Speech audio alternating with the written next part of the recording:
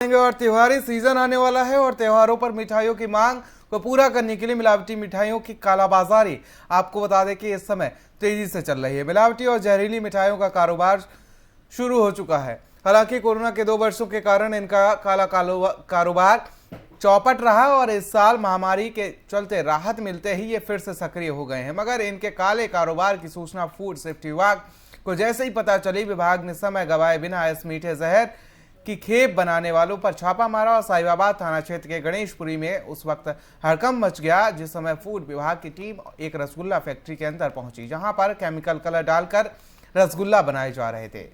यह कलर इतना हानिकारक बताया जाता है कि इस केमिकल कलर वाली मिठाई के खाने वाले को स्किन रोग, लीवर खराब होना और कैंसर तक होने की संभावना बढ़ जाती है। तो वहीं आज छापेमारी की गई और जिसमें आपको बता दें कि सैंपल ले लिया गया है।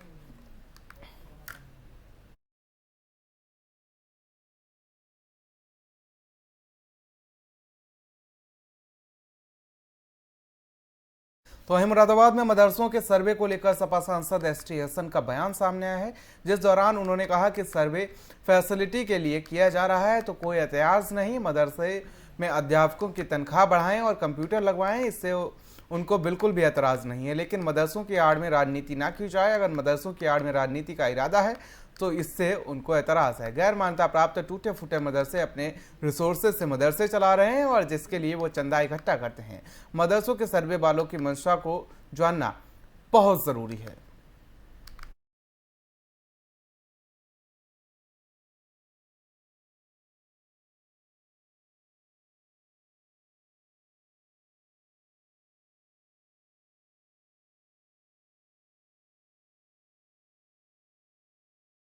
वहीं रामपुर में सिविल जज सीनियर डिवीजन की अदालत ने सन 1998 में हुई घटना का फैसला सुनाया है, जिसकी वजह से पीड़ित को कई साल बाद इंसाफ मिलने से काफी खुशी हुई है। दरअसल पीड़ित बशीर अहमद 1998 में एक शादी समारोह में शिरकत करने जा रहे थे, जहां रास्ते में 11,000 वोल्ट की लाइन जमीन पर टूटी पड़ी थी, जिसकी चपेट में वो आ गए और बुरी तरीके से झुलस गया। उसी दौरान पीड़ित का दाहिना पैर कट गया, जिसके बाद पीड़ित ने इंसाफ के लिए कोर्ट का दरवाजा खटखटाया और कोर्ट से इंसाफ की गुहार लगाई। कोर्ट ने इस मामले में कई सालों तक खींचा और इसके बाद सिविल जज सीनियर डिवीजन की अदालत ने मामले पर फैसला सुनाया और 1 अगस्त तक बिजली विभाग के कार्यालय को सील करने का आदेश जारी किया है। और आपको बता दें कि कार्यालय को सील करवा दिया गया है।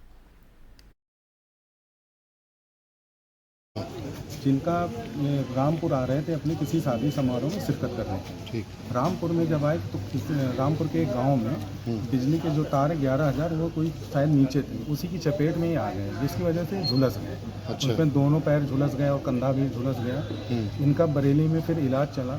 ठीक। बरेली में इलाज चला तो इनका एक दाहिना पैर काट दिया गया, दो बार काटा गया। अच्छा। और बाएं पैर भी फ्रैक्चर, मतलब कि कुछ डैमेज है और इनका कंधा भी, शोल्डर भी डैमेज है। ठीक है। इसके बाद 6-7 महीने के बाद ये जब सही हुए तो फिर इन्होंने बिजली विभाग में संपर्क किया कि हमको कुछ मुआवजा दिया जाए। बिजली विभाग में इनने इनकी एक नहीं की। इसके बाद ये ठग हार करके माननीय न्यायालय के शरण में आए, अपने अधिवक्ता के माध्यम से वाद दायर किया। तो जब 2004 में इन्होंने वाद दायर किया, 2004 में वाद दायर करने के बाद 12 नवंबर 2014 को सिविल जज सीनियर डिवीजन साहब ने वादी के हक में, यानी कि बशीर अहमद के हक में फैसला सुनाया कि बिजली विभाग इनको 3 लाख रुपए 6% वार्षिक ब्याज की दर से इनको भुगतान करे। अच्छा। लेकिन इन्होंने, बिजली विभाग वालों ने कोई भुगतान नहीं किया। तो वहीं मुरादाबाद में 2 गन्ना मिलों को किसानों का गन्ना भुगतान न किए जाना महंगा पड़ गया, जिनको जिला गन्ना अधिकारी ने कार्यालय में बिलारी चीनी मिल और बेलवाड़ा चीनी मिल के जीएम और अकाउंट को बंद कर दिया और बाहर से ताला लगा दिया। आपको बता दें कि बिलारी चीनी मिल पर 35 करोड़ और बेलवाड़ा चीनी मिल पर 14 करोड़ बकाया है, जिसके लिए किसान फैक्ट्री के काफ़ी समय से चक्कर लगा रहे थे। किसानों में इतना आक्रोश है कि किसान अब आंदोलन पर बैठ गए हैं। चीनी मिलों के महाप्रबंधक और अकाउंटेंट गन्ना भवन पहुंचे और जिला गन्ना अधिकारी डॉक्टर अजय सिंह ने भुगतान करने को कहा। तो वहीं भुगतान न करने पर दोनों जीएम और अकाउंटेंट को गन्ना अधिकारी के कक्ष में बिठाकर बाहर से ताला लगा दिया गया। जिला गन्ना अधिकारी ने बताया कि चीनी मिलें लिखित नोटिस के बाद भी नहीं सुन रही हैं और किसान भी परेशान हो रहे हैं। मिलों को पूरा भुगतान करना होगा।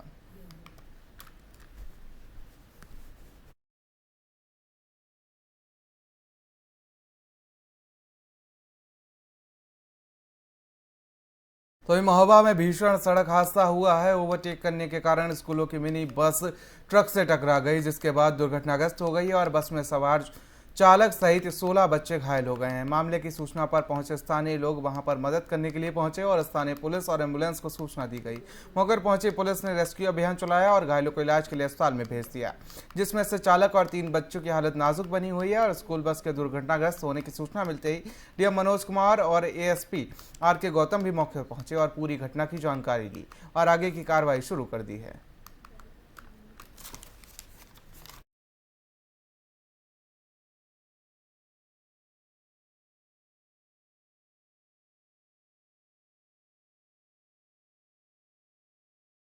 क्या घटना हुई है? पसवारा में स्कूली वैन और डंपर में टक्कर हो गया, जिसमें 15 बच्चे घायल हैं और एक ड्राइवर भी घायल है। सभी को जिला अस्पताल ले आकर के इलाज कराया जा रहा है। 2 बच्चों को अभी फ़िलहाल, एक ड्राइवर और एक बच्चे को रेफ़र करा दिया गया है झांसी के लिए, जो ज़्यादा सीरियस थे।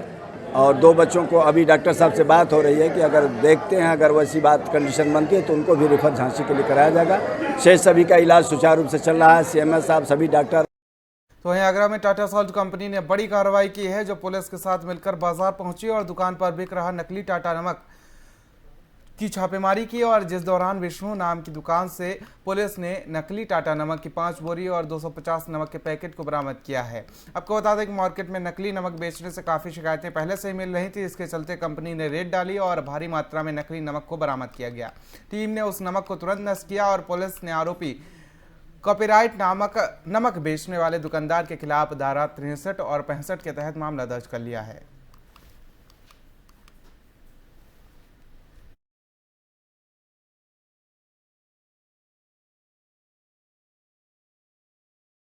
तो वहीं मैनपुरी में करंट की चपेट में आने से 8 साल के बच्चे की मौत हो गई और हादसा खंभे से करंट से उतरने की वजह से हुआ है। बच्चे की मौत के बाद परिजनों में भारी आक्रोश है, जिसके बाद गुस्साए परिजनों ने ज्योति तिराहे पर जाम लगा दिया। और आपको बता दें कि पुलिस से महिलाओं की नोकझोंक भी हो गई।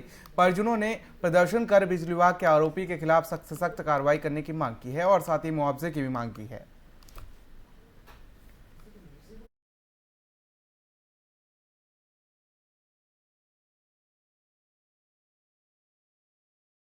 सहारनपुर में पश्चिमी प्रदेश मुक्ति मोर्चा और भारतीय किसान यूनियन ने किसान बचाओ रैली निकाली और भारतीय किसान यूनियन के राष्ट्रीय अध्यक्ष संयोजक भगत सिंह वर्मा ने बताया कि पश्चिम प्रदेश मुक्ति मोर्चा और भारतीय किसान यूनियन के माध्यम से किसान बचाओ रैली विभिन्न मार्गों से होते हुए कमिश्नर कार्यालय पर पहुंची और जहां पर 19 सूत्री मांगों को लेकर महामहिम राष्ट्रपति को संबोधित एक ज्ञापन मंडलायुक्त को सौंपा गया, जिसमें पृथक पश्चिमी प्रदेश का निर्माण होने की मांग रखी गई और जब तक पृथक पश्चिमी प्रदेश का निर्माण नहीं होगा तब तक पश्चिमी प्रदेश मुक्ति मोर्चा के पदाधिकारी चैन से नहीं बैठेंगे।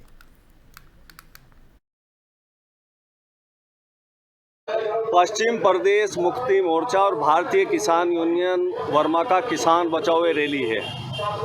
आज हम लोगों ने देवबंद से तलहड़ी, नागल, सहारनपुर, विश्वकर्मा चौक, दीवानी कचहरी, कलेक्ट्रेट होते हुए किसानों की रैली सहारनपुर कमिश्नरी कार्यालय पर पहुंची है। हमारा मकसद है कि पृथक पश्चिम प्रदेश का निर्माण होना चाहिए। जब तक पृथक पश्चिम प्रदेश का निर्माण नहीं होगा तब तक पश्चिम प्रदेश मुक्ति मोर्चा और पश्चिम प्रदेश मुक्ति मोर्चा के लोग चैन से नहीं बैठेंगे। जहां पिछले 2 दशक से पश्चिम प्रदेश मुक्ति मोर्चा पृथक राज्य की लड़ाई लड़ रहा है, वहीं हम लोगों ने जो किसान यूनियन की बराबर किसानों की हम लोग लड़ाई लड़ रहे थे, उसके लिए भारतीय किसान यूनियन वर्मा का गठन करके देश के अन्नदाता किसानों की लड़ाई हम लोग लड़ रहे हैं। पश्चिम तो